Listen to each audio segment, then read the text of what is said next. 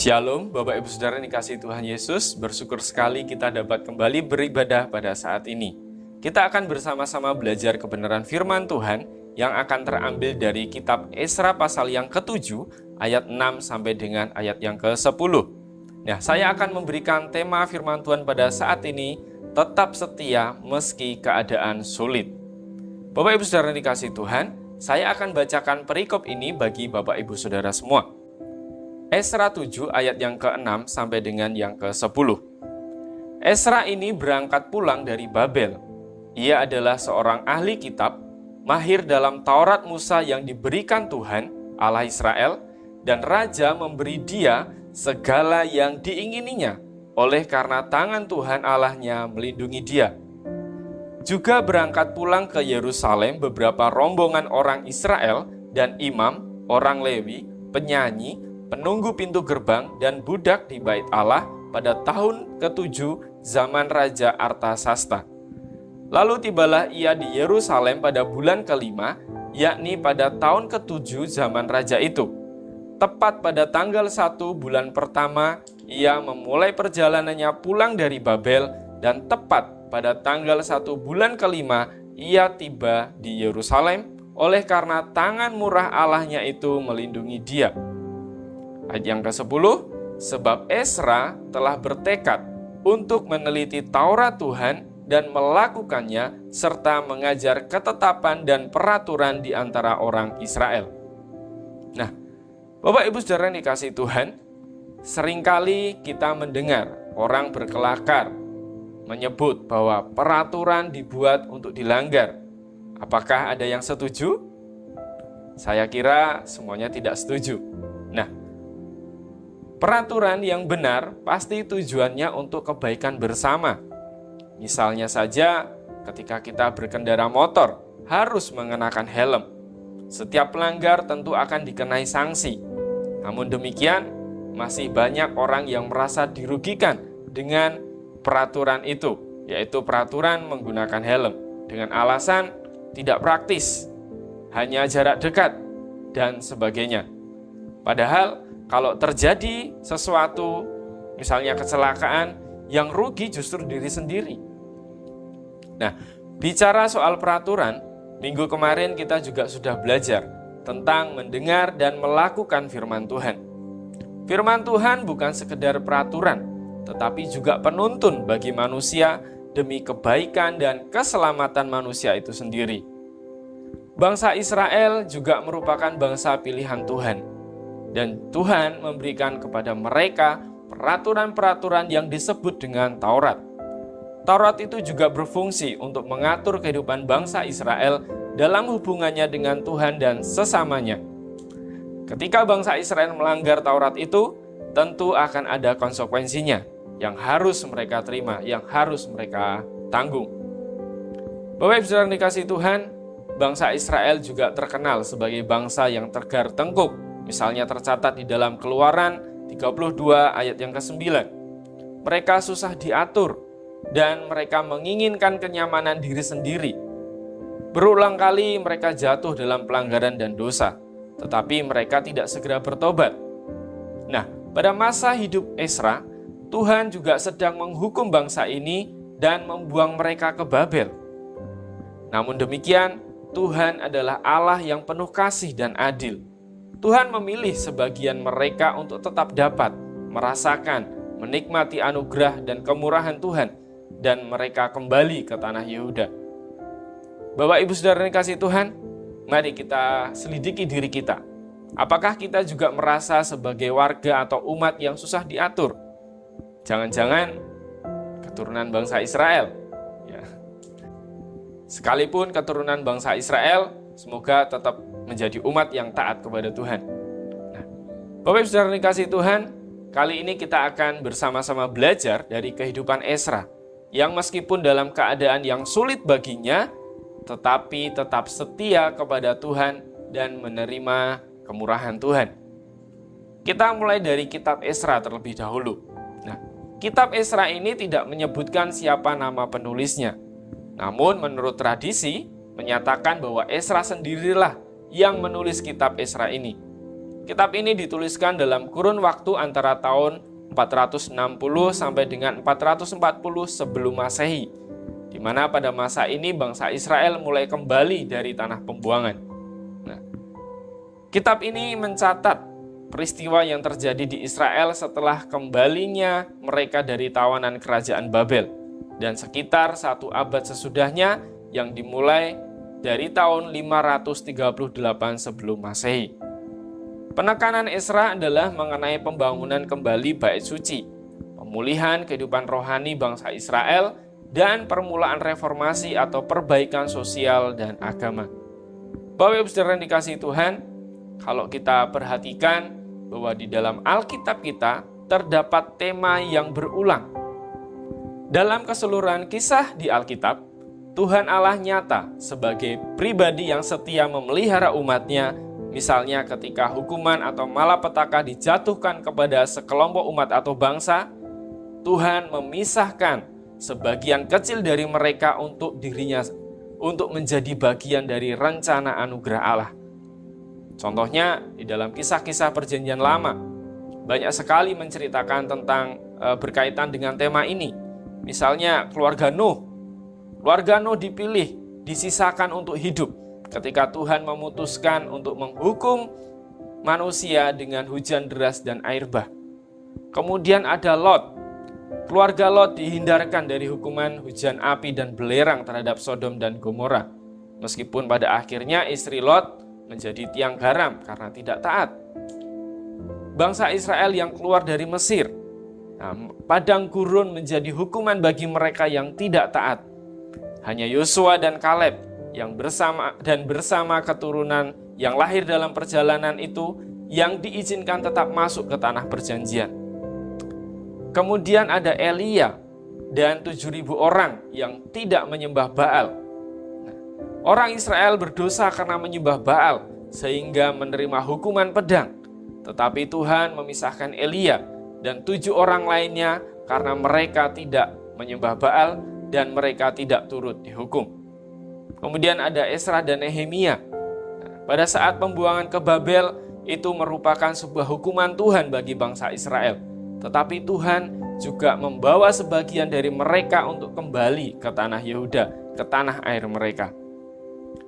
Tidak hanya di dalam Perjanjian Lama, bahkan dalam Perjanjian Baru pun Alkitab tetap menyatakan tentang umat yang dipisahkan atau yang dipilih, yaitu mereka yang menerima kasih karunia. Misalnya di dalam Roma 11 ayat yang kelima dikatakan, demikian juga pada waktu ini ada tinggal suatu sisa menurut pilihan kasih karunia. Mereka adalah yang kakinya menginjak jalan sempit tetapi menuju kehidupan kekal. Itu tercatat di dalam Matius 7 ayat 13-14. Nah, mereka kaum tersisa ini atau orang-orang pilihan ini akan dipelihara oleh kuasa Roh Kudus. Tercatat di dalam 2 Korintus 1 ayat 22, juga Efesus 4 ayat yang ke-30. Bapak Ibu Saudara yang dikasihi Tuhan, kita tahu bahwa sebagian besar orang menolak Yesus di bumi, tapi juga ada sebagian orang yang disisakan atau dipilih dan dipelihara Tuhan melalui anaknya. Sampai hari ini pun masih banyak orang yang belum menerima Yesus sebagai Tuhan dan Juru Selamat. Namun, bagi yang menerima, Tuhan tetap memeliharanya sampai hari ini. Apakah Bapak Ibu Saudara yang dikasihi Tuhan juga merasakan pemeliharaan Tuhan? Puji Tuhan. Kuncinya adalah kita harus tetap setia. Alkitab telah memberi kesaksian bahwa mereka yang dilepaskan, dihindarkan dari hukuman, dihindarkan dari penderitaan adalah mereka yang tetap setia meskipun dalam keadaan yang sulit. Sekarang kita kembali kepada Ezra. Kondisi yang dialami Ezra. Ezra hidup dalam situasi yang sangat sulit pada saat itu. Menjadi orang buangan bersama orang-orang sebangsanya akibat perbuatan dosa dan ketidaksetiaan bangsa Israel terhadap Tuhan. Pada tahun 587 sebelum Masehi, Raja Nebukadnezar dari Babel merebut dan menghancurkan kota Yerusalem. Dan dengan demikian kerajaan Yehuda pada saat itu juga berakhir. Tercatat di dalam 2 Raja-Raja 25. Sebagian rakyat dibunuh. Sebagian mereka dibawa ke Babel sebagai tawanan perang, dan hanya yang paling miskin, yang paling lemah yang ditinggalkan di Yehuda. Dalam pembuangan seperti itu, semua orang Israel kehilangan kekayaan mereka. Para pembesar dibawa ke Asyur dan Babel sebagai tawanan dan terpaksa meninggalkan tanah milik mereka. Sedangkan harta milik yang lain tentu juga diambil, dijarah oleh tentara yang menawan mereka. Peristiwa itu tentu menjadi sebuah malapetaka terbesar dalam sejarah bangsa Israel. Namun, Bapak Ibu Saudara yang dikasihi Tuhan, kondisi yang demikian tidak selamanya tanpa harapan. Ada saatnya Tuhan mengangkat dan memulihkan mereka kembali. Mulai tahun 538 sebelum Masehi, beberapa orang Yehuda mendapat kesempatan untuk kembali ke tanah air mereka. Misalnya tercatat di dalam Esra pasal 1. Wilayah Yehuda yang menjadi provinsi kerajaan Persia dan Raja Kores memberi izin kepada mereka yang pulang ke sana untuk membangunnya kembali. Esra menjadi salah satu umat yang mendapat kemurahan Tuhan dan mendapat kesempatan untuk kembali ke tanah airnya. Di dalam Esra 7 ayat 6 dikatakan, Esra ini berangkat pulang dari Babel. Ia adalah seorang ahli kitab dan mahir dalam Taurat Musa yang diberikan Tuhan Allah Israel, dan raja memberi dia segala yang diingininya oleh karena tangan Tuhan Allahnya melindungi dia. Di dalam ayat yang ke-9, tepat pada tanggal 1 bulan pertama ia memulai perjalanannya pulang dari Babel, dan tepat pada tanggal 1 bulan ke-5 ia tiba di Yerusalem oleh karena tangan murah Allahnya itu melindungi dia. Di dalam ayat 6 dan ayat yang ke-9 ini dikatakan bahwa tangan Tuhan melindungi Esra. Esra pantas mendapatkan hal itu karena Esra setia kepada Tuhan. Bapak Ibu Saudara yang dikasihi Tuhan, Esra setia meskipun di masa sulit. Di dalam ayat yang ke-10, sebab Esra telah bertekad untuk meneliti Taurat Tuhan dan melakukan serta mengajar ketetapan dan peraturan di antara orang Israel. Apa yang dialami bangsa Israel tentu menjadi beban berat, tak terkecuali bagi Esra. Namun demikian, Esra memutuskan untuk tetap setia kepada Tuhan. Kesetiaan Esra dinyatakan dalam mempercayai dan menaati firman Tuhan. Di dalam ayat yang ke-7 dikatakan tadi bahwa Esra bertekad kuat meneliti hukum-hukum Tuhan dan melakukannya. Ia tidak hanya sekedar tahu atau hafal Taurat Tuhan, tetapi ia juga meneliti dan melakukannya. Bahkan apa yang dilakukan itu bukan untuk dirinya sendiri, melainkan juga untuk mengajarkannya kepada orang-orang yang bersamanya. Tentunya bukan perkara yang mudah, karena mereka dalam kondisi yang sama seperti yang dialami Esra. Biasanya orang yang berada dalam kondisi terpuruk atau tertekan akan sulit menerima pengajaran. Namun demikian, Esra tetap mau mengajarkan ketetapan dan peraturan itu di antara orang Israel. Bapak Ibu Saudara yang kasih Tuhan, prinsipnya adalah apa yang diajarkan firman Tuhan, Esra terapkan dalam kehidupannya. Nah, dari apa yang dilakukan Esra tersebut, ia juga mendapatkan bonus berkat dari Tuhan, yaitu Tuhan membuat raja atau penguasa Babel memberi segala yang Esra inginkan atau butuhkan. Bapak Ibu Saudara yang kasih Tuhan, dari kisah Esra ini pelajaran bagi kita adalah kita sebagai orang percaya, kita patut meneladani apa yang dilakukan oleh Esra ini. Meskipun kita berada dalam situasi yang sulit, seperti saat pandemi, seperti sekarang ini, kita harus tetap setia kepada Tuhan. Kesetiaan kepada Tuhan jangan hanya sekedar ucapan, melainkan harus kita wujudkan dalam tindakan yang nyata.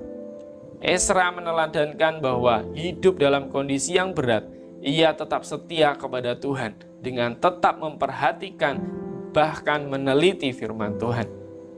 Sebagaimana Esra setia kepada Tuhan hingga Tuhan menyatakan kemurahan kepadanya, demikianlah kita hendaknya tetap setia kepada Tuhan dan tetap percaya dan mengandalkannya dalam situasi sulit apapun. Tangan Tuhan tentu juga melindungi kita, menjaga kita. Kita pasti aman dalam perlindungannya, dan masalah apapun yang kita alami pasti akan ada jalan keluarnya. Asalkan kita tetap setia dan tunduk pada firman Tuhan. Jika kita tetap setia kepada Tuhan, bukan tidak mungkin Tuhan juga memberikan bonus berkat, yaitu apapun yang menjadi kebutuhan kita. Filipi 4 ayat 19 mengatakan, Allahku akan memenuhi segala keperluanmu menurut kekayaan dan kemuliaannya dalam Kristus Yesus. Jadi, sekalipun kita berada dalam situasi sulit seperti sekarang ini, kita tidak perlu cemas dan khawatir, melainkan kita harus tetap setia kepada Tuhan. Sebagai penutup, mari kita hidup dengan memelihara kesetiaan dan ketaatan kita kepada Tuhan yang hidup. Apapun situasi kondisi yang kita alami, mari tetap percaya dan taat kepada firman-Nya. Jaga hati kita supaya tidak menyimpang dari Tuhan dalam menghadapi situasi sulit. Percayalah, pertolongan Tuhan akan nyata dan akan datang tepat pada waktunya. Amin. Tuhan Yesus memberkati kita semuanya.